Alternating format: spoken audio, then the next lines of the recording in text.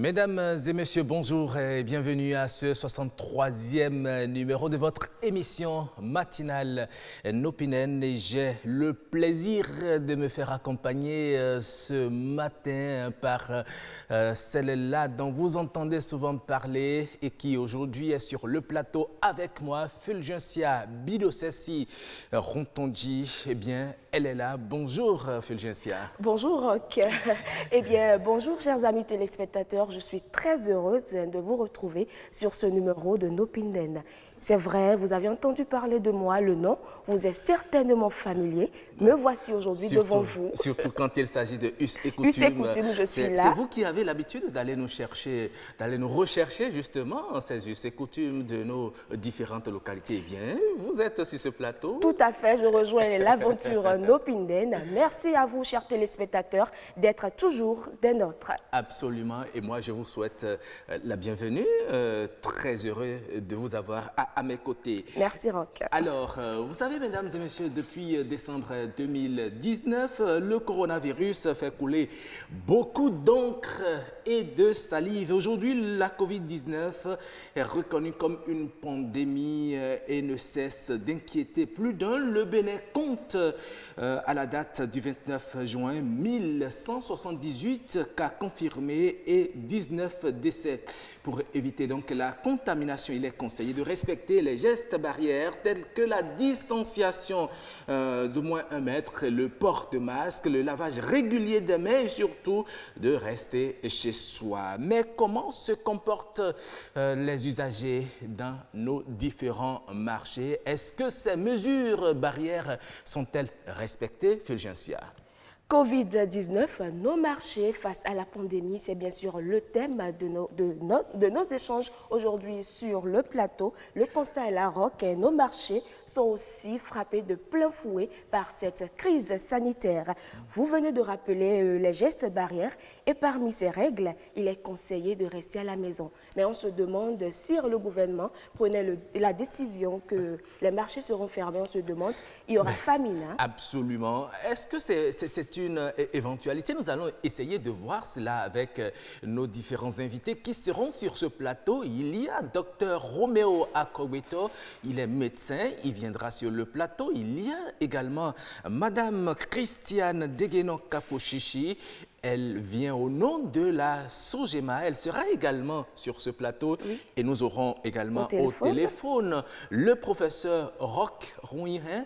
Il est sociologue. Bon, comme quoi, Roch, c'est mon un nom. Roch peut en cacher un autre. Tout à fait. Il sera au téléphone pour nous apporter sa lecture sociologique du comportement des Béninois vis-à-vis de cette pandémie, Fulgencia. Oui. Tout à fait. En attendant, nous allons voir les merveilles du Bénin. Aujourd'hui, l'équipe de chef d'édition nous amène à Grand Popo pour y découvrir les merveilles de cette localité du Bénin.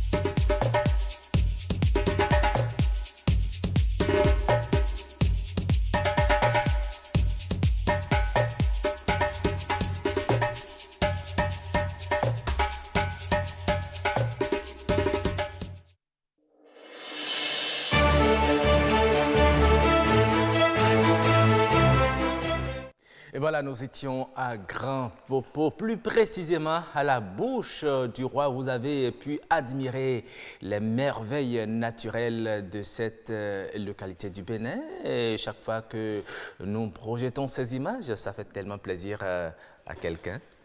Vous savez. Ça, vous avez raison. Là, tout de suite, je pense à Marshall Bettencourt, à qui nous faisons coucou. Ah oui, elle aussi qui nous regarde de l'autre côté. Nous lui faisons coucou, oui, et également un coucou à tous les ressortissants de la commune de Grand Popo. Voilà, la Bouche du Roi, c'est un endroit vraiment touristique. Oui. Lorsque vous êtes au Bénin, essayez d'y faire un tour. Et selon les explications de Marshall, souvent sur ce plateau, c'est que quand vous y allez autour de 14 heures, il fait un temps vraiment beau, la mer et le fleuve qui se rejoignent, ça donne un aspect assez attrayant. C'est vraiment un cadre attrayant. On Absolument. va faire le programme avec Marshall, elle va nous y amener. Nous allons faire un tour pour voir un peu le paysage. Ça va être très intéressant et nous invitons aussi les téléspectateurs qui nous suivent à faire un tour, pourquoi pas en famille. Alors, à présent, nous allons passer à l'instant humour. Et aujourd'hui, nous sommes avec un grand humoriste du Bénin. Il répond au nom de Chromosome. Oui, Chromosome, c'est lui que nous allons recevoir. Il sera sur ce plateau pour vous faire marrer un peu, juste vous permettre de démarrer votre journée en beauté. Mais avant de le recevoir sur ce plateau, nous allons vous projeter une séquence de ces scènes. C'est qui? Entrez. Bonsoir. Bonsoir, ça va? Ça va. Vous cherchez qui? Je cherche Angèle. Angèle? Oui. Il est quoi pour toi? Il est mon chéri. Angèle, ton chéri? Oui.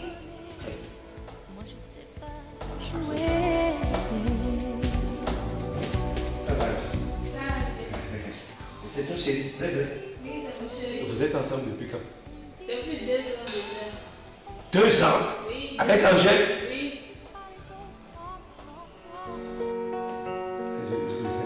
Je vais te l'appeler. Anjo!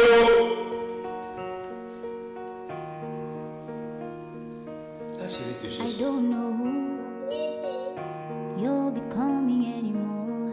I don't know when the guy I knew walked out the door. I don't know why. Voilà, très intéressant. Et oui, il est sur ce plateau. Chromosome, bonjour. Bonjour, comment vous allez? Très bien. Super aussi. La pleine forme. Très belle forme, très belle forme. Waouh. Moi, j'aurais pensé que le Covid là, allait m'empêcher de travailler, mais non.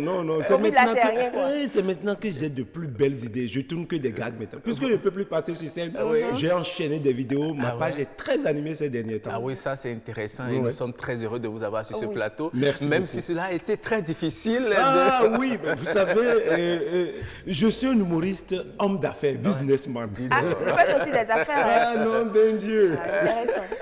Vous savez, moi, je suis plutôt nourri à la sauce américaine, vous voyez. Il n'y a pas d'artiste aux États-Unis qui n'est pas businessman, quoi. Voilà, donc tranquille. Ah non, ça fait plaisir de t'avoir sur ce plateau Chromosome. Et nous venons de suivre ce que tu as réalisé là. Juste pour dire que l'amour n'a pas d'âge. L'amour n'a pas d'âge. Une grande dame Avec un qui petit vient garçon de chercher 2 ans. votre Jean. C'est votre fils, non, Jean? Oui, c'est mon fils et au départ. Et en tout cas, dans ce qui a été réalisé au départ, je ne savais pas quoi. Je cherche Angèle, je dis Angèle, attends, il est quoi pour toi? Elle répond, il est mon chéri. Je dis, c'est pas possible qu'il soit ton chéri. Parce que moi, je connais mon Angèle qui a 56 ans. Maintenant, ils sont en relation encore depuis 2 ans. Je dis, c'est pas possible. Dis donc. Mais dites-moi, qu'est-ce qui vous a inspiré cette scène? Et cette scène parce que il y a trop de préjugés, on a trop de barrières dans la vie. On dit telle chose n'est pas possible, telle chose n'est pas possible. Et c'est comme ça jusqu'à ce que quelqu'un le réalise. Oui. Ça, je suis d'avis. L'amour n'a pas de frontières ni d'âge. L'amour n'a pas de frontières, oui. Nous avons les âmes comme ça sur notre œil, même si on ne peut pas le dire. Mais c'est vrai.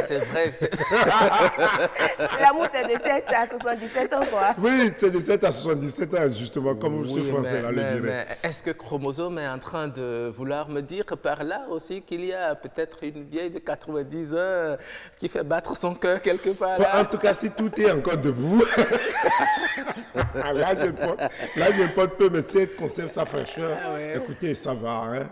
90 ans, c'est la fleur d'âge, en fait. La fleur d'âge. Oui, oui. Comme le disent les sentimentalistes, les amoureux.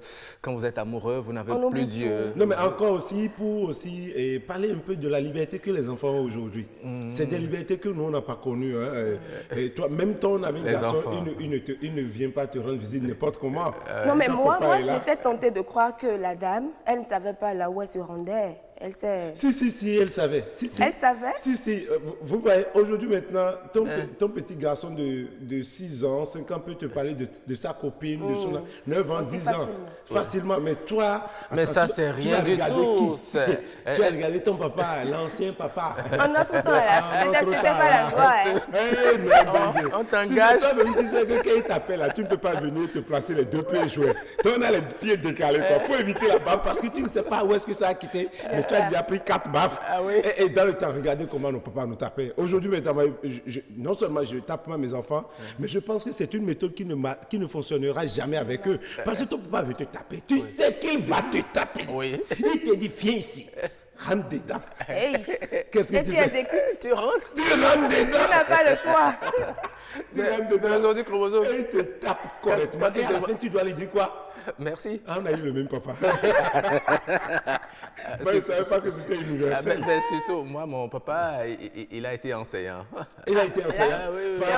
Mais par rapport à ces histoires d'enseignants, moi, un jour, j'étais au CM1, j'étais très distrait comme élément en classe et tout ça. Bah, tout comme moi aussi. Hein. Le maître, il a pris la droite. Vous savez, les maîtres qu'on avait dans le temps là, c'est bizarre, quoi.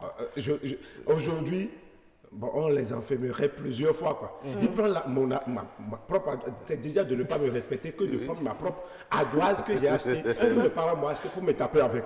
Je suppose que c'est de ne pas me respecter. Il pensait qu'il voulait me faire la tête, un cocotat avec ça. Je tourne comme ça, je reçois ça sur l'œil. L'œil gonfle, tu vois. Et moi, j'étais rentré vénère en sachant que le jour là, mon papa le connaissant, il va tout déménager, quoi. Je vais me plaindre, il me dit quoi? Il a fait quoi? Il t'a fait quoi? Il t'a tapé, on t'a Et toi, tu as fait quoi? Suis-moi.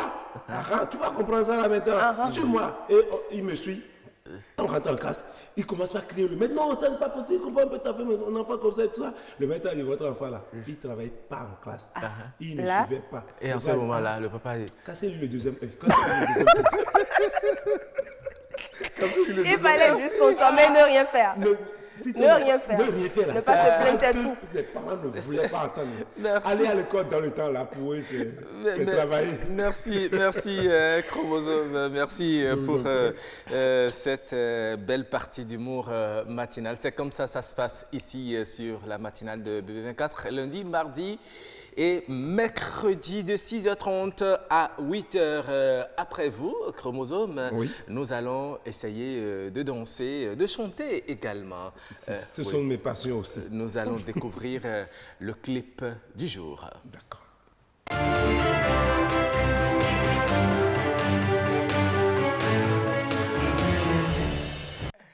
Et voilà, le clip du jour.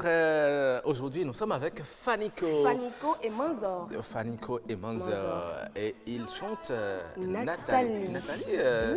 Oui, Nathalie. Oui, Nathalie. Une jeune dame. Vous allez voir ce que Nathalie a fait dans le clip. Ah bon, d'accord, je suis pressé parce que je n'ai pas encore vu. Nathalie, on chante avec Fanico et Manzor. Elle m'a donné la folie à Cocoria. Elle voyage beaucoup de Cocori en Italie. J'ai trop dépensé, bébé à bébé, oh tu m'as trop dribblé. J'suis fatigué, j'ai trop dépensé, bébé à bébé, oh aïe, tu m'as vidé. Omele kalo Malaysia, fọwọ́lẹ̀ kó lọ gba visa. Ó mọ̀wé ó lọ ka pẹ́pà, ìwọ ló mọ kílọ̀sì ló tún lọ bọ́gà. Sọ́mọlélẹ̀ yàbí ṣàtàbọ̀ndì, ẹ mú kọ́ńbí ká má bù mí lólè. Èmi ẹ mọ̀ bí sẹ́tàn wọn Adélékè. Gbéra gírí bí Ṣaka Dangote, Moi ça fout me go like oh man no Malaysia. Plenty money man low me on man don't die. Egba mi ma so mo down on my illa. I love you my baby girl no bondage on baby girl.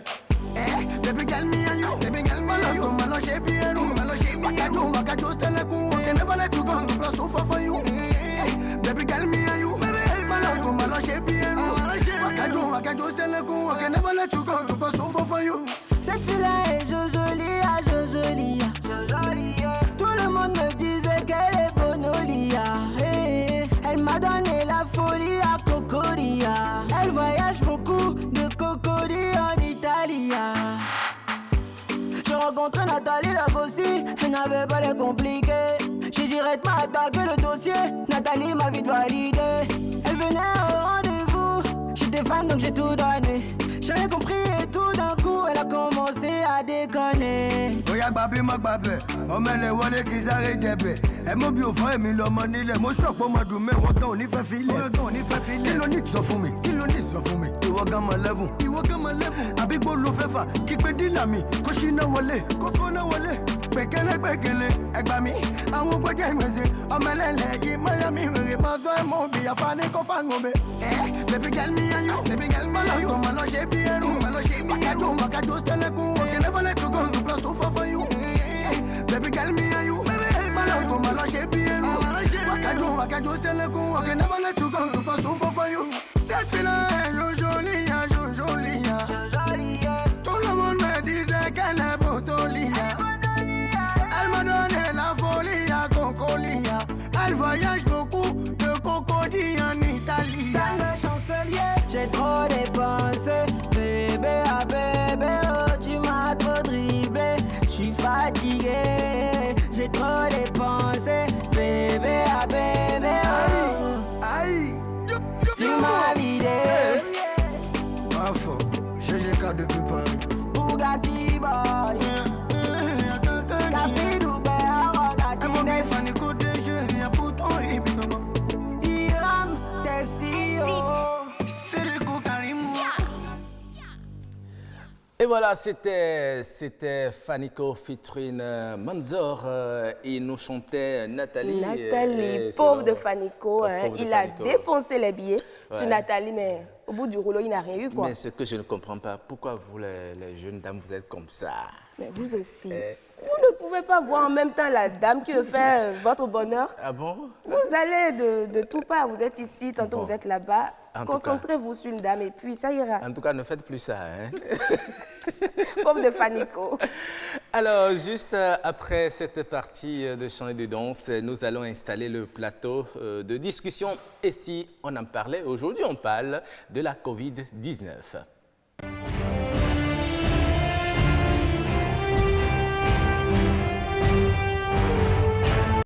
Covid-19, nos marchés face à la pandémie, c'est le thème de cette discussion. C'est ce que nous allons essayer de comprendre aujourd'hui avec nos invités. Monsieur Roméo Akobito, il est médecin, il est déjà avec nous sur ce plateau. Bonjour, docteur. Bonjour, madame la directrice. En face de monsieur, nous avons madame Christiane Deguinan-Kakuchichi. Elle est représentante de la Sogema. Bonjour, madame. Bonjour, madame la directrice. Et au téléphone, Roch, vous allez recevoir Roch Roungrin, il est sociologue. Absolument, c'était un peu comme je vous le disais dans les propos introductifs. Le sociologue nous fera sa lecture sociologique du comportement des Béninois vis-à-vis de cette pandémie et surtout dans nos marchés. Et puisque nous sommes là, nos invités sont déjà sur ce plateau, j'ai bien envie de commencer par docteur Roméo Akobito, pour vous demander, le virus, ces derniers jours, est en train de prendre vraiment une allure assez inquiétante. Pendant ce temps, ça va et ça vient dans les marchés. Est-ce que vous êtes inquiet? Merci, monsieur le journaliste. D'abord, je voudrais rappeler la situation du Bénin d'aujourd'hui. On est à 1187 cas, en fait, avec 19 décès. Le constat est là, dans nos marchés, on s'inquiète. Tout à fait. On s'inquiète parce que quand vous allez dans nos marchés, vous constatez un certain nombre de situations, le non-respect des mesures barrières. Et ça préoccupe. C'est ça. Le virus, il n'y a que l'homme qui fait circuler le virus. Il n'y a que l'homme qui fait circuler le virus. C'est très important. Et là où il y a une forte densité humaine, le virus va circuler. C'est ça. Et exceptionnellement, dans nos marchés, ça doit préoccuper. Parce que si les mesures barrières ne sont pas respectées, si le lavage des mains à l'eau et au savon, et où l'usage du gel hydroalcoolique n'est pas fait régulièrement, le virus va circuler dans nos marchés. Voilà. Et qu'est-ce qu'il fait qu'aujourd'hui on assiste à ce nombre croissant? Est-ce parce que les Béninois n'ont pas encore conscience que le virus existe ou bien c'est quoi le problème? Alors, c'est exact. Quand vous questionnez un certain nombre des usagers de nos marchés, c'est d'abord, soit c'est une question de déni de la maladie, ou c'est juste dit que c'est une maladie des Blancs. Et que les Africains ne sont pas atteints par cette maladie. Parce que ça fait assez de ravages de l'autre côté. De l'autre côté. Soit c'est la question de la providence divine. On se dit, on se remet à Dieu. Dieu me protège, moi, le virus ne va pas m'atteindre. Et l'autre aspect de la chose, c'est la croyance, en fait. Et aussi l'ignorance, en fait, des symptômes de la maladie. Tout à fait. Beaucoup de personnes qui sont dans nos marchés ne connaissent pas les symptômes de la maladie. Et il y a des voisins qui toussent, mais pour des raisons de sécurité collective, l'autre ne peut pas lui expliquer. Tu tousses, il faut aller consulter chez ton médecin. Donc les gens ignorent un peu les symptômes de la maladie. Ce qui est sûr, vous aurez le temps de revenir plus amplement sur les symptômes de cette maladie, n'est-ce pas, Fulgencia? Alors, Madame Christiane Degueno-Kapochichi, quelles sont les dispositions que vous, à votre niveau, vous avez prises? Merci, Madame la journaliste. Dès que l'événement de la pandémie de la COVID-19 est apparu, la direction générale de la SOGEMA a pris les premières dispositions, à savoir commencer par sensibiliser ces usagers. Nous le faisons sur les antennes de notre radio, il y a la radio SOGEMA, et nous avons formé plusieurs équipes et tous les jours on fait la descente, on passe de secteur en secteur pour les sensibiliser sur les précautions à prendre. Mais on n'a pas l'impression que le message passe parce que nous avons fait le tour dans ce marché et les téléspectateurs sont d'accord avec nous. C'est comme si le mal n'existe pas dans nos marchés, notamment à Tantokpa. Au départ, ils ne comprenaient pas, mais dès que l'État a décidé qu'il y ait un confinement et on a interdit la circulation des taxis, Tokpa et autres, beaucoup ont pris conscience et ne revenaient même plus dans le marché. Et dans la période, vous allez constater que le marché était fluide, la circulation était libre. Et dès qu'on a annoncé le déconfinement, que les taxis ont repris de service, on a constaté que certains se sont dit, ça veut dire que le mal n'est pas autant grave. Donc, ceux qu'on a pu convaincre et qui prenaient les précautions du gel hydroalcoolique, la SOGEMA aussi avait mis à disposition des dispositifs de lavage de mains,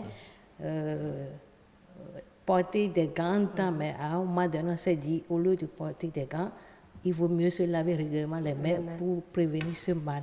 Donc, ceux qui avaient l'habitude, la majorité, ont commencé par prendre le pli, mais dès qu'on a annoncé le déconfinement, ils se sont dit, il n'y a rien, mais une bonne partie, surtout les ambulants, ceux qui viennent des villages avec les produits vivriers s'en foutent parce qu'ils se disent c'est la maladie des citadins. Madame, après la levée du cordon sanitaire, est-ce que vous avez fait un suivi?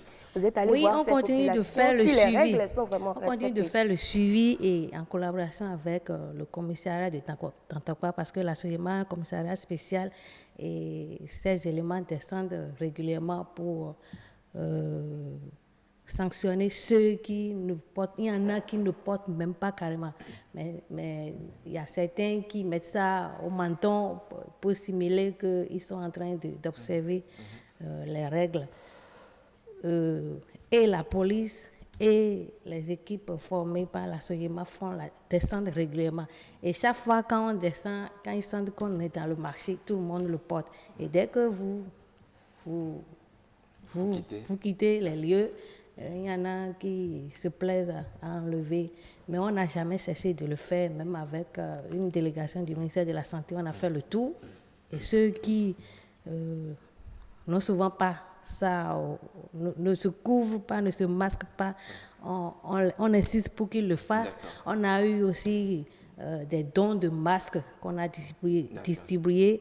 Il y a eu Ramib qui nous a offert des masques pour les taxis motos. Il y a Donc, c'est juste des associations qui la distribution se vous fait régulièrement, accompagnent qui nous accompagnent. Voilà. Et on ne va pas se lasser de faire le suivi. D'accord. Docteur, elle a dit, hein, on a l'impression que les masques, les bavettes qu'on demande de porter aujourd'hui, les citoyens les mettent juste pour éviter les policiers. Dans les marchés, vous êtes allé même jusqu'à faire également une vidéo qui a circulé un peu sur les réseaux sociaux. Vous alertez du comportement dans nos marchés. Qu'avez-vous constaté justement et qui vous a amené à sortir de vos réserves en tant que médecin? Oui, comme je l'ai dit,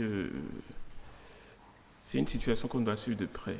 Que ce soit tous les usagers du marché, des marchés, ceux qui viennent vendre, ceux qui viennent acheter, le problème se pose.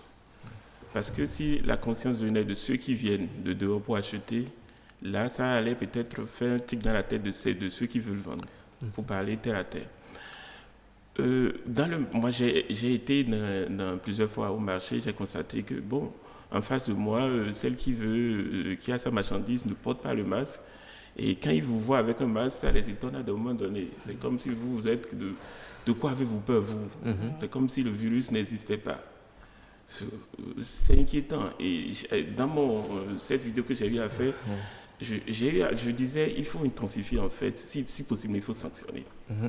Il faut sanctionner parce que, vous voyez, cette pandémie, quand ça a commencé dans certains pays, ils sont arrivés même à fermer des marchés systématiquement. Parce qu'en épidémiologie, tant qu'il y a une forte densité humaine, le virus est là, ça va circuler. Tout à fait. Et c'est un virus particulier, c'est-à-dire, c'est un virus mortel. Il y a des cas de décès rapides. Bien sûr. Et à partir d'un certain âge, des personnes âgées de plus de 60 ans et plus, qui ont certaines pathologies, vite, ils décèdent rapidement du Covid-19. Ils sont plus exposés, Ils sont plus exposés, c'est des vulnérables. personnes à risque. Ouais. Donc, j'ai eu à dire, soit, dans une certaine mesure, on met la police sanitaire en amont, pour sanctionner d'abord, pour sensibiliser. Et si possible, à un moment donné, il faut commencer par sanctionner. C'est ça. Sinon, on ne le fait pas, on arrivera à la fermeture des marchés. D'accord. Et ça serait grave parce que du point de vue économique, ça va impacter économiquement tous les Béninois. Parce que le marché d'Antokwa, par exemple, c'est vraiment un poumon économique au Bénin. C'est vrai, c'est un million qu'on brasse dans ce marché rock. Oui. Alors, dites-nous, docteur, quels sont les symptômes de cette maladie? Parfois, on l'assimile au paludisme. C'est très bien dit. Beaucoup de personnes qui se présentent à nous pour consulter viennent d'abord en disant qu'ils font le paludisme. Parce que c'est pratiquement les mêmes choses. Vous avez des courbatures, vous avez des douleurs musculaires, vous avez la fièvre. Il y a certaines personnes qui toussent, il y a certaines personnes qui ont mal à la gorge. Il y a d'autres en phase avancée qui peuvent avoir des douleurs à la poitrine, ils peuvent avoir des difficultés respiratoires. Il y a d'autres qui font la diarrhée et qui pensent même que c'est une infection digestive, ils ont mangé quelque chose, ils font la diarrhée. Ah bon? Oui. Il y a même la diarrhée dedans. Il y a la diarrhée dedans en phase, à une certaine étape. Donc, cela tranche sur le paludisme et en même temps des infections digestives. Donc, pour eux, ils font de l'automédication à la maison, ils traitent déjà le palud. Et quand ils viennent, la fièvre persiste, on leur dit, nous devons vous dépister. Et c'est quand on dépiste, on leur dit, vous êtes infecté par la Covid-19, ils se disent pas le virus, ils se disent, comment cela peut-il arriver? Ils se posent des questions. Ça. Et à un moment donné, il y a d'autres qui arrivent trop tard, on est obligé de les passer dans des services d'urgence spécialisés et les équipes sont là et mobilisées pour gérer leur cas et leur prise en charge. D'accord. Et là, aujourd'hui, les traitements qui sont proposés, c'est-à-dire la chloroquine, c'est conseillé au début. Lorsque vous êtes testé positif. Positif au début, c'est vraiment conseillé au début. Mais si c'est en phase avancée, avec une détresse respiratoire, il sera vraiment très difficile de vous prendre en charge. Donc, je demande à la population, aux usagers du marché, Dès qu'ils ont les premiers symptômes, c'est-à-dire la toux, la fièvre, il faut qu'ils consultent un agent de santé. Il y a les infirmiers des centres de santé, il y a les médecins qui sont dans les cliniques et les hôpitaux. Il faut qu'ils consultent pour qu'ils fassent la part des choses entre un paludisme et la Covid-19. Merci beaucoup, Dr Roméo Akogbeto. Nous allons voir un peu ce que les citoyens, les usagers de nos marchés pensent des comportements des Béninois et des usagers des marchés également face à cette pandémie de la Covid-19.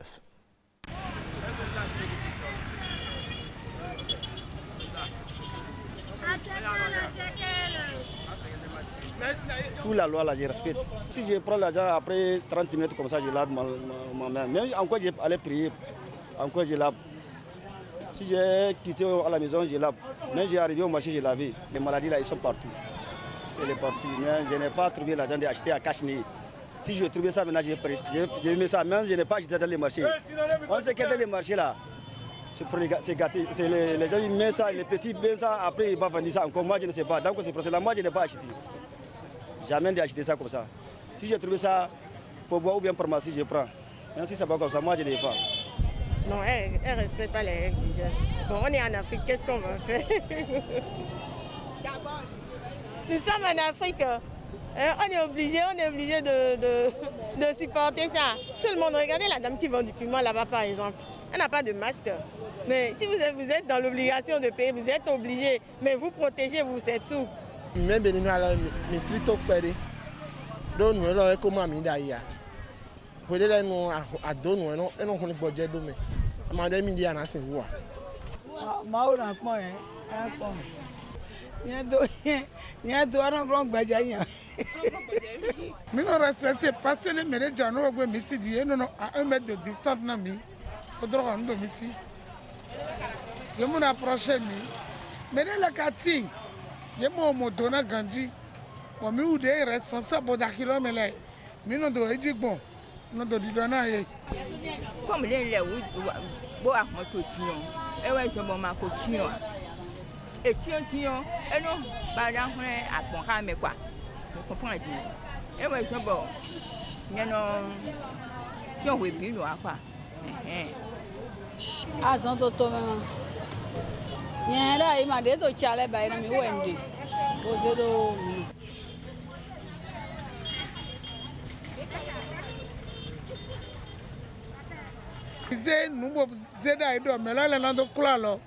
il nous faut de l'eau, il nous faut du savon.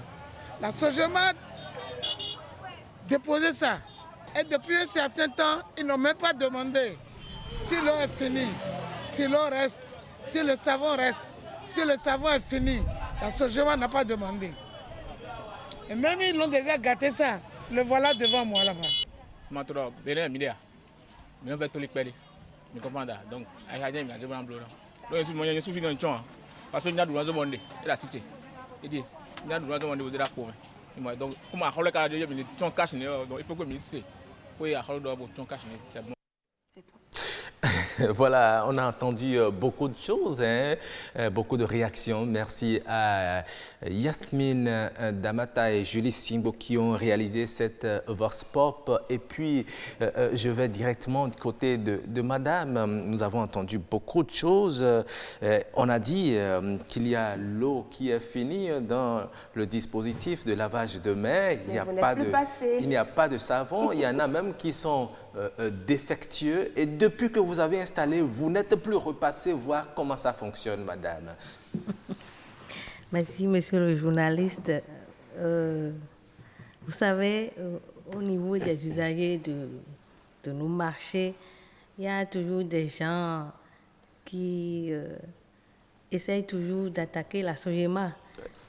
Les dispositifs de lave ont été mis en place et on a responsabilisé chaque usager dans les secteurs.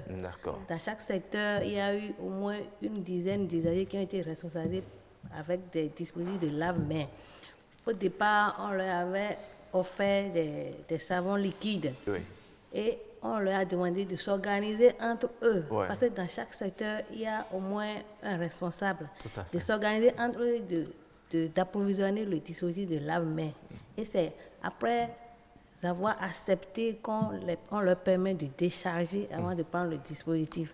Mais au départ, il y en a qui étaient pressés d'en avoir parce qu'ils veulent gérer la main, donc c'est la mode, il faut l'avoir, je veux être responsable. Mais après ça, quelques semaines après, ils ont compris que c'est pas est-ce qu'ils ont compris. Ils se sont dit ils ne peuvent plus gérer parce que c'est tout un monde fou qui l'exploite et ils ne seront pas les seuls à le faire. Vous savez, la mentalité de l'homme en général, moi je ne le ferai pas pour tout le monde. Il faut que les autres aussi se débrouillent. Il y en a même qui sont allés nous revoir pour nous demander de reprendre l'eau de lave-mains parce qu'ils ne peuvent plus gérer. Mais j'estime... Pour prévenir un mal, il faut prendre les précautions. On vous a donné les moyens de le faire et vous décidez de ne pas gérer ça parce que vous voudriez que la Soyema elle-même vienne vous approvisionner en eau et en savon. Alors qu'au départ, on s'était déjà entendu pour que chaque responsable gère ça avec les usagers qui sont dans son secteur. Et c'est là qu'il faut même appeler à la responsabilité des usagers de ce marché. On n'est pas obligé d'être responsable en charge de la gestion de ce dispositif avant de l'approvisionner. Et si vous êtes usager au marché et que vous constatez qu'il n'y a pas d'eau là-dedans, ni de savon, qu'est-ce que ça vous coûte de mettre un savon de 500 francs et puis de l'eau de 25 francs ou 200 francs? Est-ce que vous ne voyez pas? Dans les seaux. Et je voudrais même attirer votre attention sur le fait qu'il y a des usagers indélicats qui essayent de tout faire pour gâter le lave-mains. Parce que nous avons les informations qu'il y en a qui viennent, au lieu d'appuyer délicatement pour avoir le savon et l'eau, ils le font de façon violente pour gâter ça. Mais quand les lave-mains sont gâtés, il y a des responsables conscients qui nous appellent et on fait... on remplace le lave-main. Mais si elle n'informe pas la Soyema et qu'elle reste dans son coin et dit c'est déjà gâté, la Soyema n'est pas venue remplacer, comment on pourra être informé? Mais on fait le tour. Mais quand on constate que le lave-main n'est pas approvisionné en eau ou en savon, on les interpelle. D'accord. Très bien. Docteur Roméo Akogbeto, vous avez suivi avec nous à l'élément qu'on vient de passer. On constate que les usagers de nos marchés banalisent cette maladie. Oui, je l'avais dit, c'est un constat général, mais par rapport à la question des dispositifs dont on parlait tout à l'heure, je pense que c'est une question de suivi en fait et d'évaluation de toutes les mesures mises en place pour en fait pour limiter en fait cette pandémie. Et aussi, je pourrais proposer à la Sogema en fait de rester, comme on le fait dans certains pays actuellement, on parle de système de référence. C'est-à-dire, vous choisissez des référents, soit dans les associations, soit dans les structures fertières, et ces référents, ils ont une tâche, ils ont une ligne donnée, et ils doivent vous produire des résultats. C'est ça. Et c'est ça, même en France aujourd'hui, c'est comme ça se passe. Parce que l'État, les grandes structures publiques ne peuvent pas gérer toute cette situation. Il faut descendre à la base, parce que la maladie est devenue communautaire. Tout à fait. Il faut aller à la base et confier des tâches à certaines structures pour s'en occuper. C'est sur les usagers eux-mêmes, ces associations-là. Si on leur confie un certain nombre de choses, ils doivent être en mesure de gérer. Et si possible, peut-être trouver un partenariat, peut-être, je ne sais pas si ce n'est pas avec les sapeurs-pompiers ou quoi, pour alimenter l'approvisionnement en eau de manière régulière. Parce que s'il n'y a pas d'eau, les gens ne se lavent pas la main, alors on n'aurait rien fait en installant ces dispositifs. Mais l'autre... ajouter quelque chose par rapport à la réaction du docteur. Nous avons déjà une solution en vue parce que le ministère de la Santé, dans les prochains jours, doit faire disposer des lave-mains géants. Dans tous les secteurs, on a déjà détecté les sites. En principe, cette semaine, ça devait être installé et l'approvisionnement en eau sera à la charge de la Soyema parce qu'il y aura un raccordement à l'eau potable pour que ça soit approvisionné. Dès que ça finit, il y aura des responsables pour nous informer que c'est fini pour que les lave-mains géants soient approvisionnés régulièrement. D'accord, merci pour cette précision. Mais docteur Akogbeto, nous avons également entendu dans la Voix Pop tout à l'heure, les gens soulevaient un aspect, il y en a beaucoup qui sont revenus là-dessus, le caractère étouffant des masques que nous portons. Et il est dit qu'il y a des personnes qui sont plus vulnérables et au nombre de ces personnes, vous avez cité par exemple les asthmatiques. Comment faut-il porter le masque pour ne pas s'étouffer comme l'ont soulevé ces usagers? Oui, vous savez, c'est une grosse question. C'est sous deux aspects. Vous savez, c'est la qualité des masques qu'on a en réalité. Vous savez, l'État n'a pas eu les moyens de donner le masque médical et chirurgical à la disposition de tous les Béninois. Donc les gens ont essayé de confectionner des masques en tissu qui ne respectent pas les normes et qui la filtration d'air est beaucoup plus compliquée. Donc, nous sommes un pays en voie de développement et là, c'est normal que les gens trouvent d'autres solutions pour pouvoir respecter en fait les mesures imposées par le gouvernement. Mais ce qui est en fait recommandé, parce que en fait c'est en fonction de l'épidémie. Au début, on disait quand vous êtes quelqu'un est à moins d'1 mètre de vous, portez votre masque pour éviter en fait de recevoir en fait les gouttelettes. À un moment donné, on a dit le port de masque permanent à tout moment, c'est vraiment difficile parce que c'est pas pratique. C'est pas pratique. On peut pas porter le masque à tout moment. Mais aux usagers du marché, je peux leur dire, dès qu'ils ont un client ou ils ont un vis-à-vis qui se retrouve à moins de 2 mètres, le port de masque doit être obligatoire. Si vous circulez dans le marché, vous devez porter votre masque. Mais si vous êtes dans votre magasin et vous n'avez pas une clientèle en face de vous, vous pouvez peut-être retirer un peu le temps de respirer et de oxygéner, de souffler. D'accord. Très bien. Merci. Vous permettez, Fulgencia, nous sommes déjà en ligne avec notre sociologue, professeur Roch Rouin. Il est déjà en ligne. Bonjour, professeur. Bonjour, professeur. Bonjour, professeur. Nous avons du mal à l'entendre. Bonjour, professeur. Je vais le rappeler. En attendant, nous allons continuer. Oui. Alors, docteur, le fait de se passer de l'argent dans nos marchés, est-ce pas un moyen de transmission du Covid-19? Alors, ce n'est pas que l'argent, en fait, c'est les échanges. Parce que dans le marché, il y a les marchandises, il y a beaucoup de choses. D'accord. OK, il est en ligne maintenant. Vous permettez? Oui, bonjour, professeur. Oui, bonjour, monsieur le journaliste. OK, nous ne vous entendions pas. Maintenant, c'est bon. Oui, bonjour, professeur Roch Rouin. Je rappelle que vous êtes sociologue et enseignant, un chercheur à l'université d'Abomey-Calavi. Alors, aujourd'hui, nous parlons de la Covid-19 et du comportement des Béninois vis-à-vis de cette pandémie dans nos différents marchés. Quelle lecture faites-vous de ce comportement des Béninois? Allô? Merci, monsieur le journaliste. Merci de m'associer à cette réflexion. Le comportement des Béninois n'est pas différent dans les marchés. Comparativement aux autres espaces sociaux, que ce soit à domicile, donc les espaces domestiques, que ce soit dans les lieux de culte, que ce soit dans les lieux de travail. Donc le comportement est identique. Et aujourd'hui, toutes les hypothèses révèlent que les marchés sont moins à risque de contamination. Que les espaces fermés. Les marchés sont moins à risque de contamination que les espaces fermés. Ah, d'accord. Les espaces fermés, c'est déjà le lieu de travail, c'est déjà les lieux de culte, c'est déjà les domiciles. Mais est-ce que les marchés ne sont pas les lieux de la propagation rapide de ce virus? Non, parce que c'est ouvert.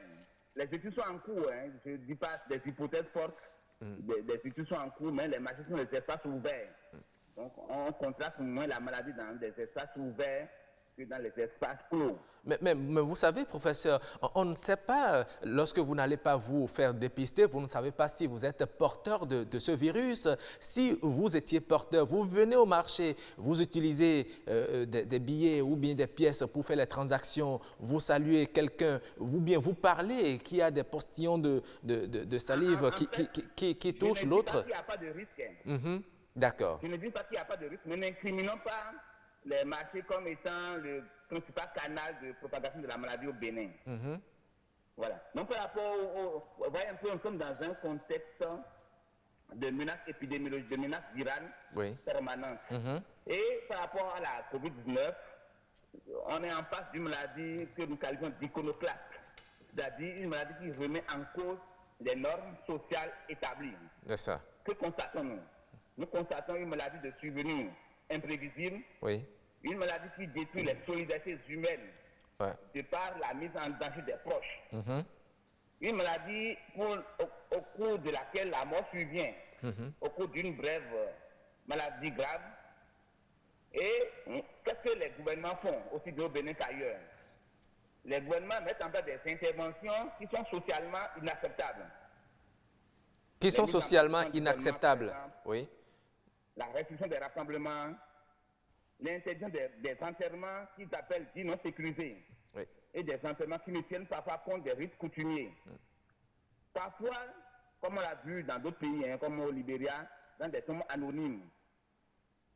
Souvent, les interventions interdisent des gestes spontanés de bienséance. On vous interdit de vous serrer les mains. Parfois, même pour d'autres épidémies comme Ebola, on a proscrit la consommation de la principale ressource protéique, la viande de brousse par exemple. Donc les populations vivent toutes ces mesures comme de la persécution. D'accord. En conséquence, qu'est-ce que nous constatons? Il y a l'émergence du doute, et parfois même l'existence du virus, et les interventions réelles du système de santé. Donc on a vu dans plusieurs exemples, même au Bénin, vous pouvez constater la prédominance de ce que nous appelons les modèles de causalité autochtone, intervention de l'État. Parfois, les gens pensent même qu'en comptabilisant le nombre de cas, c'est que l'État gagne de l'argent. Il y a également la théorie du complot occidental. On pense par exemple que c'est les pays occidentaux qui veulent détruire les pays africains. Parfois même, on pense même que c'est des expérimentations criminelles en laboratoire. On pense surtout au Bénin à la volonté divine. Voilà, c'est la maladie des Blancs. Donc, ça, c'est des modèles de causalité endogène. D'accord. Et les réactions induites sont claires là. Quand vous ne croyez même pas au modèle virologique, les réactions sont claires. D'accord. Lorsque vous fermez les écoles, on a constaté que les enfants ont occupé les autres espaces sociaux, maintenant permanent le risque de contagion. Lorsque vous parlez de port de masques, on a vu que les gens ne portent les masques que sur les artères principales de peur d'une répression policière. Lorsque vous fermez les frontières, on a vu que des gens contournent, ont des stratégies de contournement, et cela pousse les voyageurs vers la clandestinité. Avec les nombreux débarcadères, les nombreuses pistes. D'accord. Lorsque vous fermez les cultes, les lieux de culte, on a vu des stratégies de riposte au niveau local, la multiplication des cultes privés, domiciles, regroupant plusieurs ménages, maintenant le risque permanent. C'est ça. Et ça, c'est sans compter nos façons de vivre peu favorables. Absolument. La cohabitation, la proximité, les pratiques religieuses, etc. Ce sont des pratiques. Donc, c'est une épidémie iconoclaste qui remet en cause toutes ces normes de cohabitation. D'accord. Et les Africains en général et les Béninois en particulier pensent que la solution à ce problème, un peu comme vous le disiez, se retrouve dans la pharmacopée à l'heure actuelle. Je sais que vous avez une casquette de pharmacopée, je ne sais pas, sur la tête. Est-ce que vous pensez qu'il faut croire à cela parce qu'il y a le recours aujourd'hui à ces produits aujourd'hui? En fait, jusqu'à ce jour, aussi bien au Bénin que partout ailleurs dans les pays africains, les tradipraticiens sont juste associés pour servir de relais aux institutions publiques pour la diffusion des messages de santé publique. On pense qu'ils sont des leaders communautaires et donc ils sont utilisés à des fins de médiation sociale pour instaurer la confiance. Donc le défi, c'est comment mettre à contribution les innombrables ressources dont regorge cette médecine. Comment vraiment profiter de ce profil varié de professionnels pour une meilleure riposte. Et curieusement, à ce jour, aucune institution officielle en Afrique n'a entrevu la contribution de la médecine traditionnelle dans toute son intégralité, alors même que cette médecine constitue le premier recours pour la majorité des populations. D'accord. Et dans le Conseil des Nations, il n'y a que ça que l'Afrique puisse apporter. Il y a des effets de vaccins, de médicaments partout ailleurs, mais l'Afrique ne peut compter que sur ça parce que l'Afrique n'a même pas les moyens de s'engager sur la piste d'un vaccin contre la COVID-19. D'accord. Et pourquoi les gouvernements, et ça c'est la question que je me pose, pourquoi les gouvernements africains ne mettent-ils pas à l'épreuve les tradis praticiens? D'accord. Pourquoi ne leur donnent-ils pas les moyens Faites-le la pour proposition. inventer les pratiques efficaces et apporter la preuve de l'innocuité, de l'efficacité et de la qualité des remèdes traditionnels? D'accord. Pourquoi ne mettent-ils pas en place un cas de réflexion spécifique autour des produits de la médecine traditionnelle? Ce sont des questions que je me pose à ce jour. Et ce sont des questions qui restent en suspens que nous adressons également aux autorités. Merci à vous, professeur Roch, d'être passé dans cette émission. Merci à vous. Très bonne journée à vous. Bonne journée à vous. Oui. Voilà. Alors, docteur Akobito, est-ce que vous pensez, vous êtes d'avis avec notre invité au téléphone qui pense que la solution est dans la pharmacopée? Non, je pense que c'est une épidémie, le nombre de cas augmente, il y a des décès. Nous avons une proposition de prise en charge à la chloroquine, donc on n'a pas le choix, il faut y aller pour le moment avec cela. C'est au ministère de la Santé de mettre en place un creuset pour réfléchir, voilà, comment il faut trouver peut-être d'autres alternatives par rapport à la prise en charge. Mais il a aussi expliqué que les marchés ne constituent pas des lieux de propagation du virus. Il a fait une analyse sociologique. Exactement. En fait, il faut savoir prendre ce qu'il dit. C'est-à-dire, dans les endroits fermés, le virus se propage très vite. Mais par contre, dans les endroits ouverts, ça se propage moins. Mais la particularité des marchés, c'est-à-dire, exceptionnellement, par exemple, dans nos marchés, c'est la distance sociale qui est entre les individus. Les gens sont côte à côte, ils sont à moins d'1 mètre. C'est ça. Si dans certains pays où le port de masque, le respect des mesures, lavage des mains, ou dans ces pays-là où le marché, on a fait des études dans ces marchés, on a constaté que le virus se transmet moins. Mais quand même, un critère majeur, c'est qu'ils respectent le port de masque et ils respectent en fait toutes les mesures barrières. Mais chez nous, si on ne respecte pas le port de masque, même si le marché est un endroit ouvert, le virus va circuler. D'accord. Alors, le sociologue pense toujours que cette pandémie vient fragiliser les valeurs sociales. C'est une question complexe. Je ne suis pas spécialiste de la question en réalité, mais j'ai été un cas contact. Je vous assure que je suis parti en quarantaine et c'était difficile pour moi de supporter. Pour moi, c'était une même privation de mes libertés dans une certaine mesure. C'est vous qui avez pris en charge le premier cas de décès. Le premier cas de décès, et ça a été très difficile. Et je me dis, mais une maladie qui vient, et du jour au lendemain, on te dit, toi, on te ferme quelque part et tu ne bouges plus. Tu ne peux plus tu n'es plus libre, tu ne peux plus faire des activités, tu ne peux plus voir ta famille. Mais c'était vraiment un choc au début. Tout à fait. Voilà. Nous allons, si vous permettez, nous allons rapidement passer à la lecture de quelques messages puisque c'est une émission interactive. Les téléspectateurs ont envoyé beaucoup de messages. Nous allons essayer d'en lire quelques-uns. Il y a Damien Arwandokon qui dit, par exemple, « Je ne suis pas un spécialiste de la santé, mais en la matière, c'est un sujet d'actualité qui interpelle tout le monde. Philosophes, hommes de rue, libres, penseurs, sociologues, psychologues, élèves et que sais-je encore. Nous sommes en guerre depuis des mois, il nous faut ensemble nous armer pour vaincre l'ennemi. Mais c'est avec amertume que je constate, surtout dans nos marchés, que les bonnes dames ne respectent rien des mesures barrières prises par le gouvernement. Je n'en veux pour preuve. Samedi dernier, j'étais allé au marché de Glo, mais allez y voir. Allez-y constater les dégâts. Est-ce l'ignorance du danger que nous courons ou n'avions-nous pas la vraie stratégie pour vaincre l'ennemi commun qu'est donc le coronavirus? Le gouvernement ne peut pas être présent partout. Chacun est libre de faire ce qu'il veut, mais ensemble, nous serons responsables de l'évolution de cette pandémie. C'est triste, c'est triste, c'est triste. Le gouvernement fait des efforts, mais hélas. Et pour limiter, il faut que tout le monde mette la main à la pâte. D'abord, en quittant son domicile, porter le cache-nez, vérifier si aux alentours, tout le monde a porté. C'est le lieu d'intervention interpeller les élus locaux et municipaux de cette lourde responsabilité qui est de sensibiliser. Oui, Ouais. et il y a Mémé Bouriana Daguia qui dit « Salut à tous sur le forum. Le problème posé est d'une grande importance.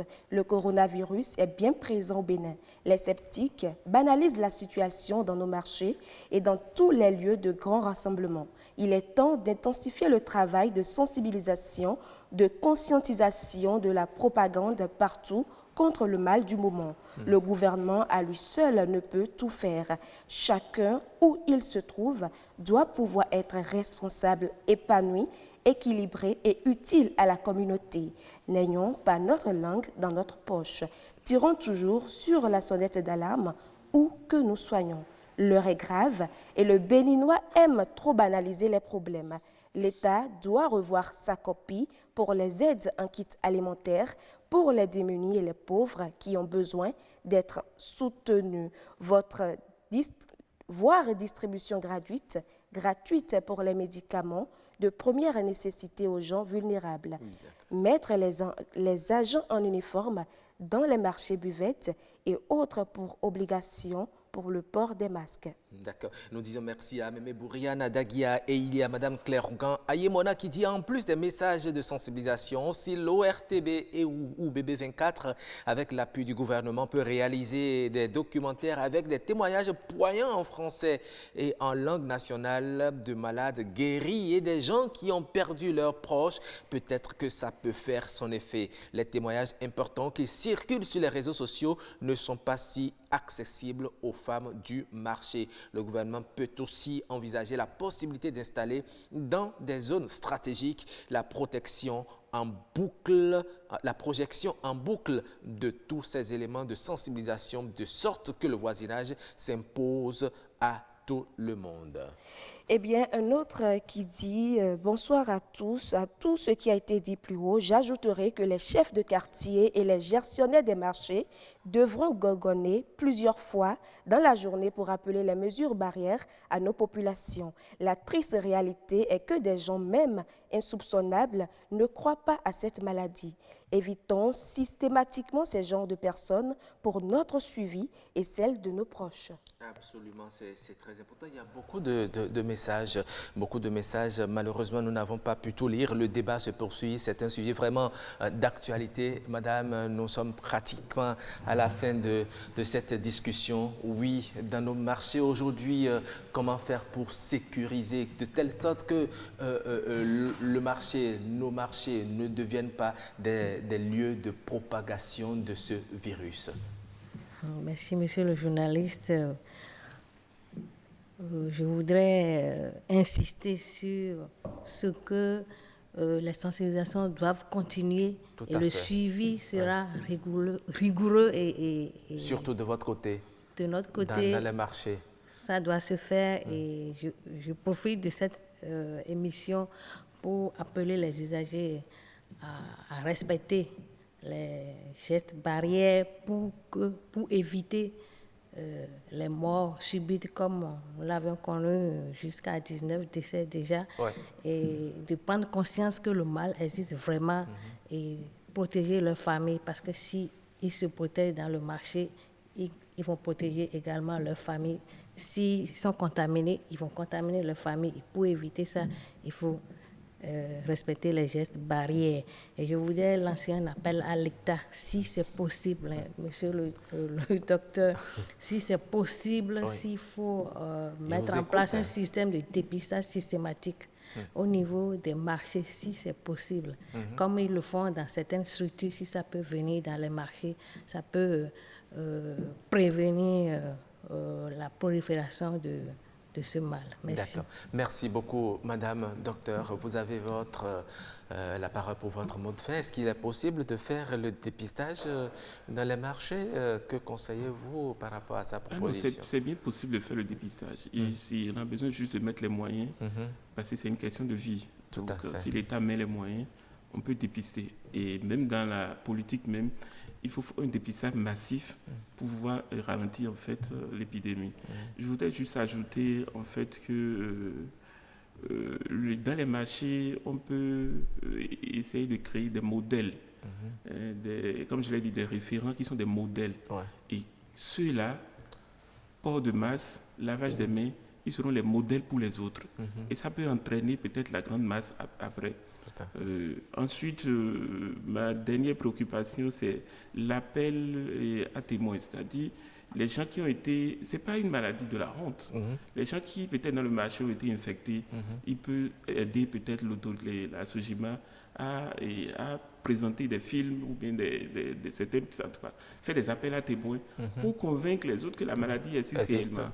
Effectivement. Donc, de plus en plus, les gens sortent. Hier, par exemple, j'ai vu un médecin réanimateur qui est sorti ouvertement, qui a dit qu'il a été contaminé. Et ça, moi, j'ai trouvé ça intéressant. Il s'agit du directeur du SAMU. Du SAMU. Donc, ces appels à témoins, ça va impacter, en fait, positivement sur la conscience collective. Merci beaucoup, Dr Roméo Akogbetor. Alors, merci à nos invités qui sont venus sur le plateau. Merci beaucoup. Nous vous souhaitons une très bonne journée. Et nous allons poursuivre cette émission. Et nous allons enchaîner avec Us et Coutume. Us et Coutume, qu'est-ce que vous avez prévu pour les téléspectateurs aujourd'hui? Les interdits dans le couple, en milieu fond. Les interdits dans le couple, en milieu fond. En milieu fond. Et nous sommes toujours avec le professeur. Bienvenue à Cora. D'accord, nous allons voir ensemble qu'est-ce qui est interdit dans les couples en milieu fond. Nous allons découvrir cela en Us et Coutume.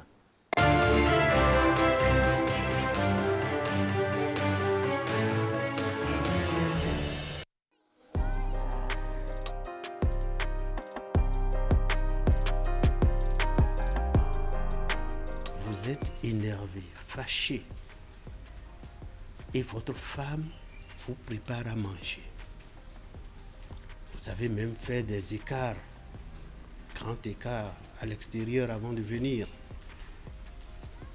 Ce qu'elle a préparé de ses mains avec amour pour vous, le mari, il vous est interdit de ne pas manger cela. Si vous ne mangez pas cela, vous êtes en tort vis-à-vis des ancêtres. C'est très grave de ne pas manger le repas que votre femme a préparé pour vous avec amour. Même si vous êtes rassasié, vous devez prendre un peu, manger un peu de ce repas avant de dire « demain je mangerai le reste ». Et ça fait partie des traditions.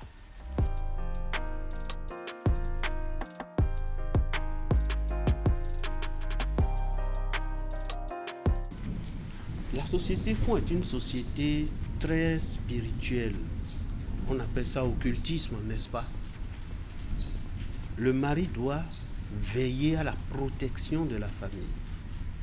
Donc, pour cela, il a tout un dispositif occulte pour assurer, garantir la sécurité de la famille.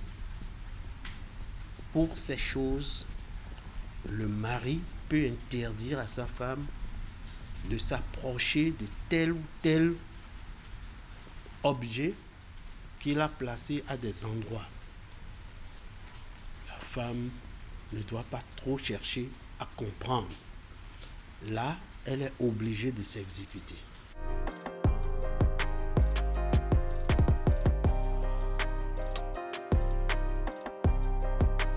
Dans la société fond, par rapport à ces pratiques traditionnalistes et occultes,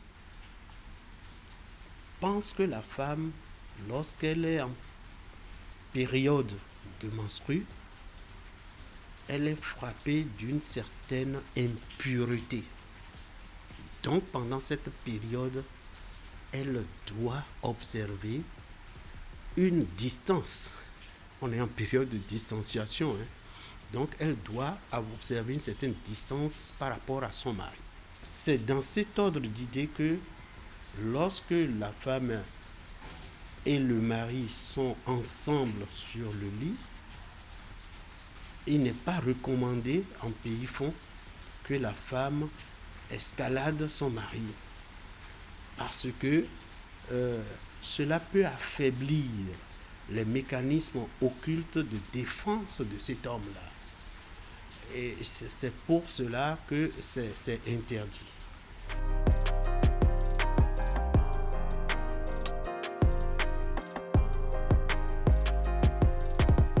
c'est vrai que la tradition dit que la femme ne doit pas tourner dos à son mari. Ça, c'est une vérité.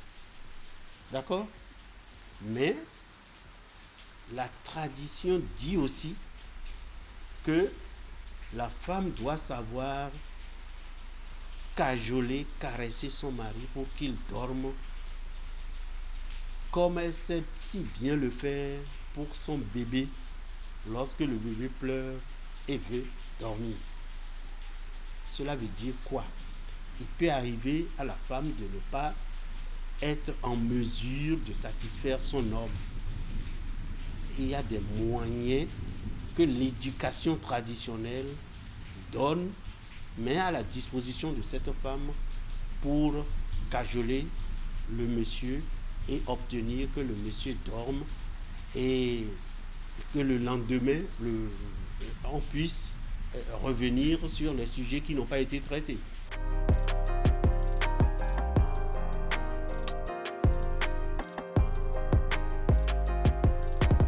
Une femme qui connaît les panégyriques de son mari a un atout essentiel pour obtenir de ce mari tout ce qu'elle veut. Lorsque le mari est en colère et qu'elle commence par scander les panégyriques à son mari, avec la douceur requise, le mari revient à de meilleurs sentiments, ça c'est sûr.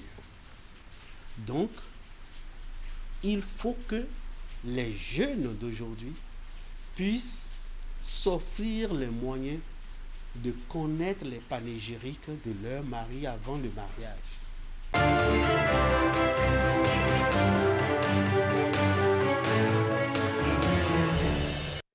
Et voilà, avec le professeur Bienvenu à Kora, nous avons appris beaucoup, beaucoup. Oui, vous avez appris comme moi. Nous avons Il faut toujours manger le repas de sa femme lorsqu'on rentre du boulot. C'est ça.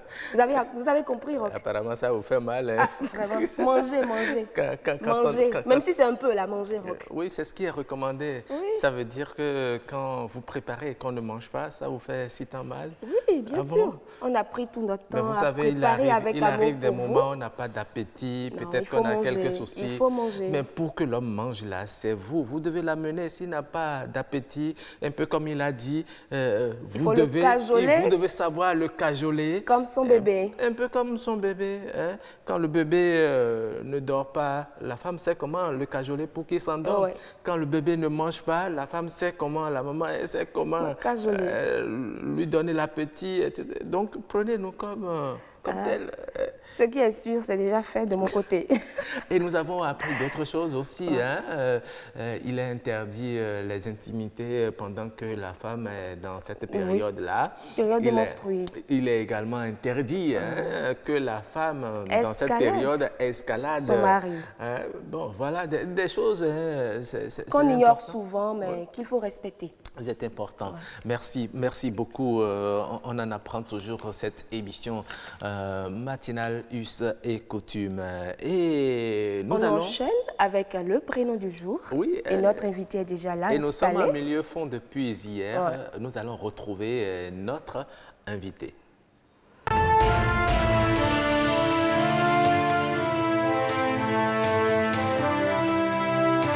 Oui, et notre invité, il est là, Michel Kendékan, journaliste à Radio Bénin à la FIA. Exactement. Bonjour, monsieur, madame et monsieur. C'est Roch. Et Fulgencia. Salut à nos téléspectateurs. Mais quoi, bon?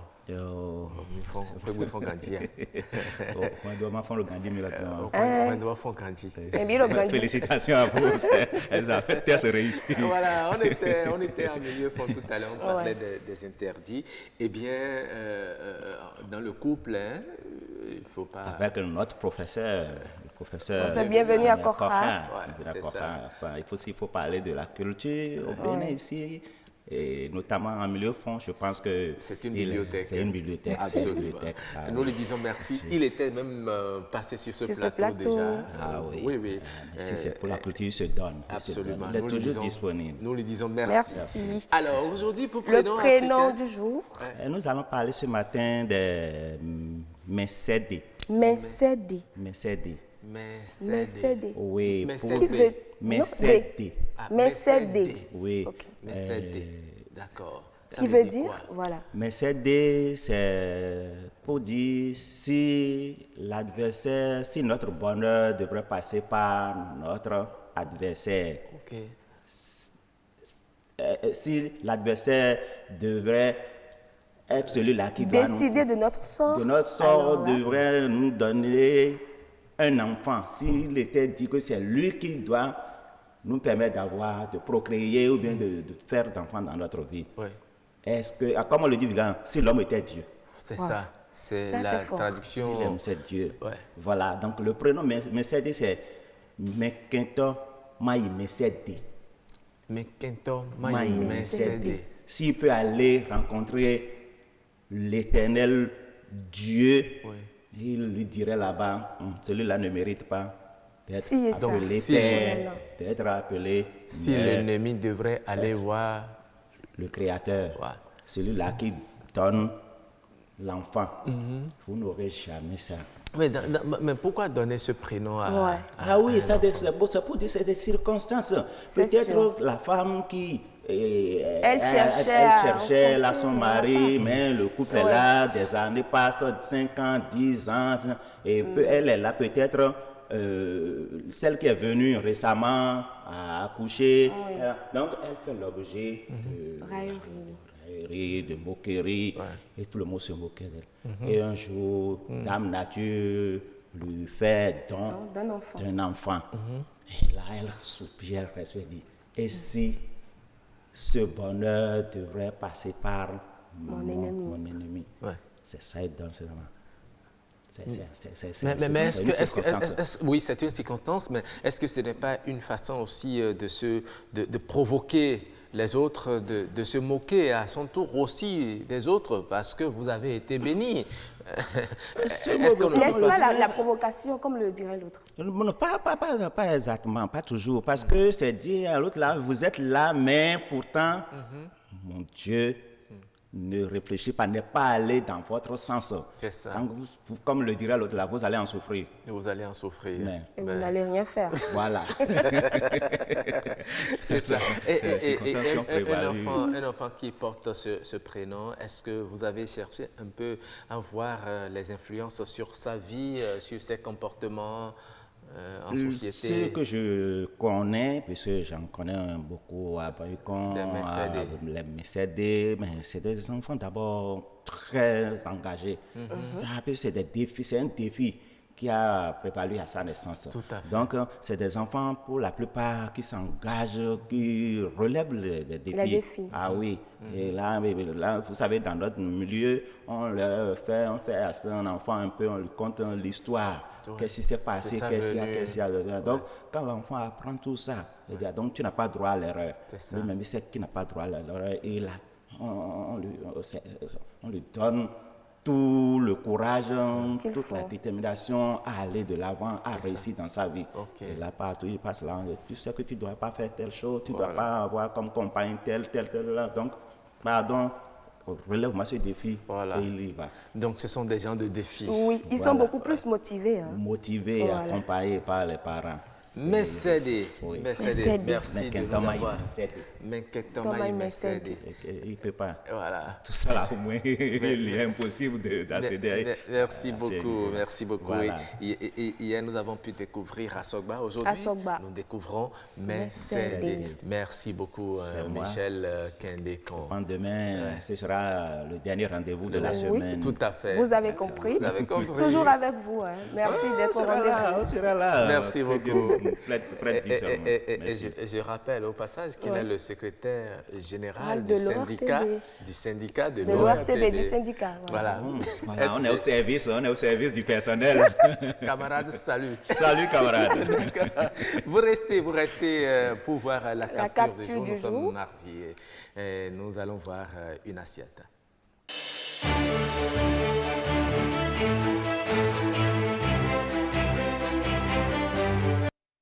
Voilà ce que... oui. Vraiment? Bon. Matin de bonheur. Je vous laisse apprécier Michel Kendekon. Oui, hein, c'est de l'igname. C'est de l'igname préparé. C'est de l'igname préparé. Tu vas les plus loin. Avec de l'escargot. Ah bon? Bien garni. Ça, tu vois, accompagné d'une friture. Yam avec escargot friture. Voilà. Dis donc. Et les piments sont bien disposés. Hein. Ah, mais dis donc. Un matin comme ça, là? Oui. C'est pas facile. Pas le temps de plus? Que faire? Tout ça, c'est le chef d'édition qui... Vous êtes sûr? Oui. C'est le chef d'édition. C'est un bon plat. Ou bien c'est Agnat Bello. C'est un complot entre chef d'édition et Fulgencia. Non. C'est Kenneth et Agnat Bello. Mais vous savez, les yams, moi, j'aime souvent ça avec de la friture simple ou bien du piment, ça me va. Ah oui, yam préparé, tout le monde n'en mange pas comme ça, mais quand c'est bien garni, vous voyez. Ça vous donne l'envie de manger. Absolument. Et là, quand le mari rentre là, tout à l'heure, on disait quand la femme finit de faire tout ça, là, lui-même voit ça, est-ce les garçons pour refuser de manger? En tout cas, je vais demander au réalisateur de nous envoyer encore cette image pour que les gens regardent correctement. Pour donner une idée, à la maison déjà, on ne sait jamais quoi. Merci Ange Nicaise d'Orego. C'était là le plat que nous proposons aujourd'hui. Si vous n'avez pas encore une idée de quoi préparer pour votre ménage, pour votre monsieur, eh bien, c'est l'occasion. Une idée de mai. Que nous proposons. Tout à fait. Merci beaucoup. À vous. Merci. Allez, bonne journée. On se retrouve demain. Demain. D'accord. Merci beaucoup. Merci. À demain. Merci beaucoup. Et Fulgencia, nous allons passer tout de suite à Astuce.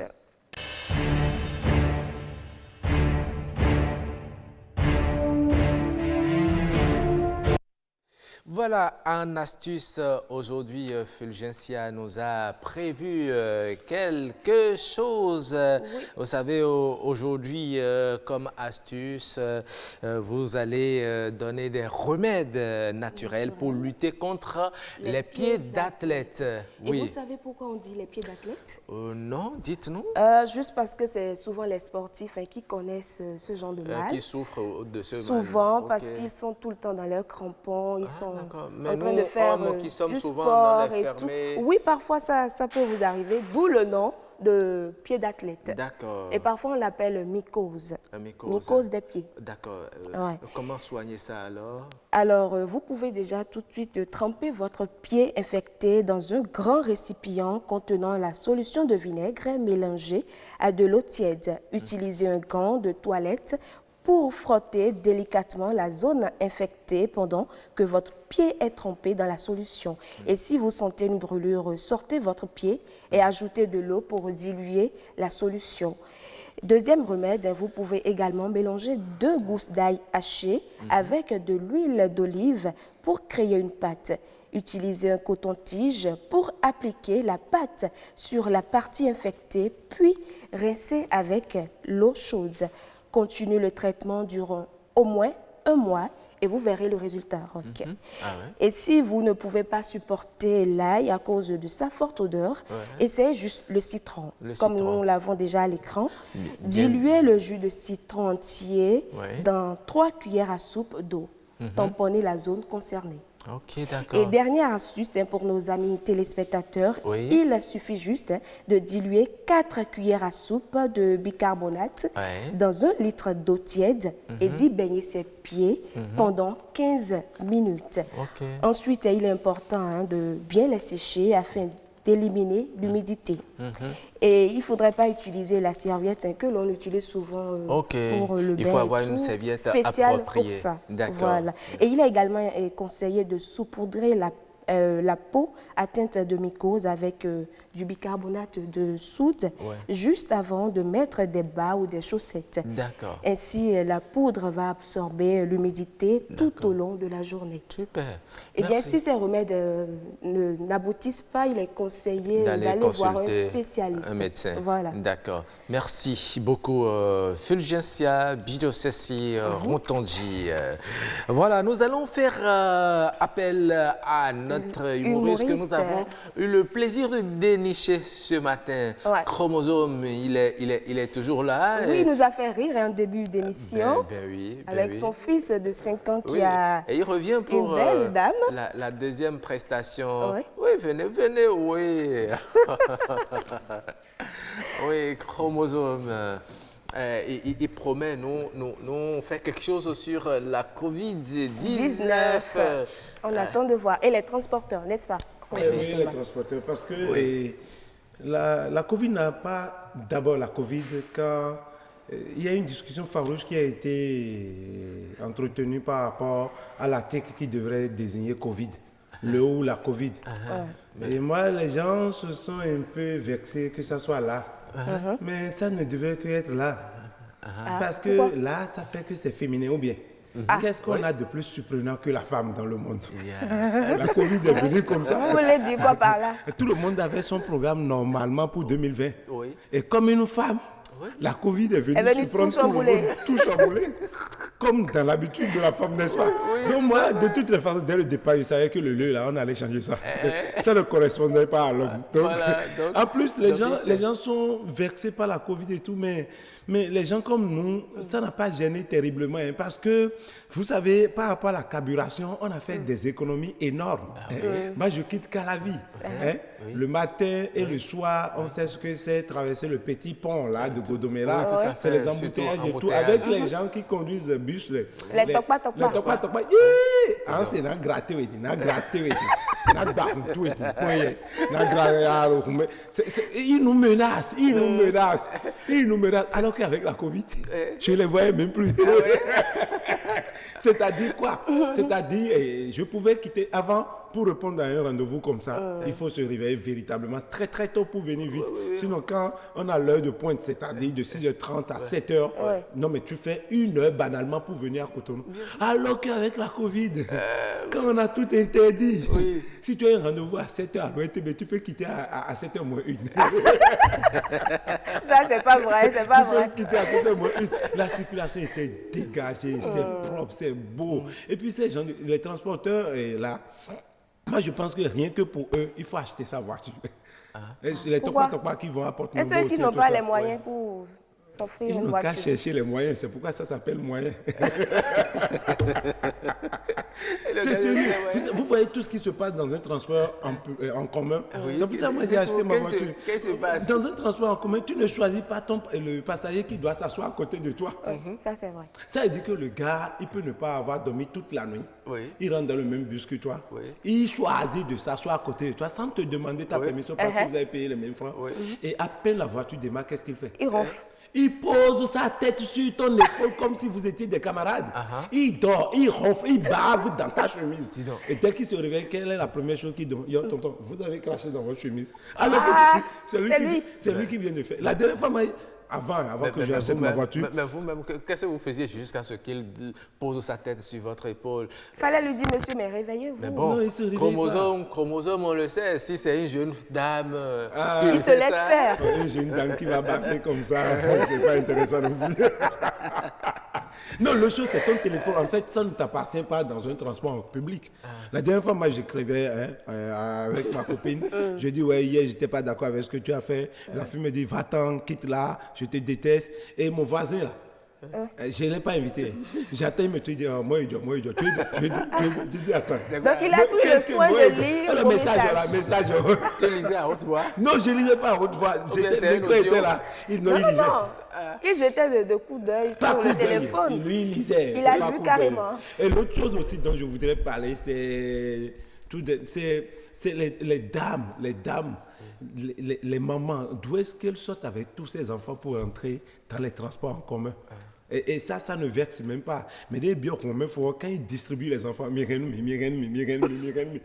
y a des mamans spécialistes comme ça qui rentrent avec 8 enfants, petits enfants. Mais non, ma vieux, la sardine, mais puis ils distribuent les enfants. C'est que même si tu n'aimes pas enfant, tu gardes quoi. Non, tu en as gardé aussi. Tu es obligé de garder. Maintenant, c'est quand on te remet un bébé comme ça qui pisse dans ton bassin blanc. Que tu as porté pour la première fois. Et la maman te dit avec sourire, ah, tonton, vieille mamie, ta mère fout parfait, non, mais c'est quel parfait ça? Merci. Le parfum qui va vous suivre tout au long de la journée, quoi. Vous avez pas fait jaune, Un bébé qui vous fait ça, c'est une grâce. C'est une bénédiction. Quelle grâce, quelle bénédiction. Ça va coûter 1500 francs après si vous. Merci Chromosome, merci d'être passé ce matin. Et nous allons à présent retrouver notre artiste, notre Nos clip. artistes du Oui, jour, il est Fanico un artiste. et Manzor. Voilà, Fanico et Manzor, c'est avec eux que nous allons chanter Nathalie. Oui. Nathalie qui l'a... Il a sucé Fanico. Il a pris la surprise comme la Covid. Ah oui, qu'est-ce que je disais? Vous avez raison, il me semble. D'accord. On va chanter avec Fanico Manzor. Me disait qu'elle est bonolia, elle m'a donné la folie à Cocoria. Elle voyage beaucoup de Cocori en Italie. J'ai trop dépensé, bébé à bébé, oh tu m'as trop dribblé. J'suis fatigué, j'ai trop dépensé, bébé à bébé, oh aïe, tu m'as vidé. Omele kalo Malaysia, for ole ko lọ gba visa. O ma we o lọ ka pepper, ìwọ ló mọ kilos ló tún lọ burger. Sọmọ lele ya bi ṣàtàbàndì, ẹmu kọ́ńbí ká má bù mí lólè. Èmi ẹ mọ bí sẹ́tàn wá délékè. Gbéra gírí bí Ṣaka Dangote. Wọ́n sọ fún mi kò láì kó máa lọ máa lè yàrá máa lè yàrá. Plenty money bẹ́ẹ̀ lọ́wọ́ mi ọmọ ẹ̀ ló ń tayà, ọmọ tó ń tayà. Ẹgbẹ́ mi máa sọ mo dáná ọmọ yìí láyà, ọmọ yìí láyà. I love you my baby girl, no condition to baby girl. Baby girl, me and you, baby girl, me and you. Malo shape you, malo shape you. Waka just tell you, I can never let you go. Plus two for you. Baby girl, me and you, malo shape you. Waka just tell you, I can never let you go. Plus two for you. Cette fille-là est jolie, Tout le monde me disait qu'elle est bonolia. Elle m'a donné la folie à Cocoria. Elle voyage beaucoup de Cocori en Italie. J'ai rencontré Nathalie la bossie, elle n'avait pas l'air compliqué. J'ai directement attaqué le dossier, Nathalie m'a vite validé. Elle venait au rendez-vous, j'étais fan donc j'ai tout donné.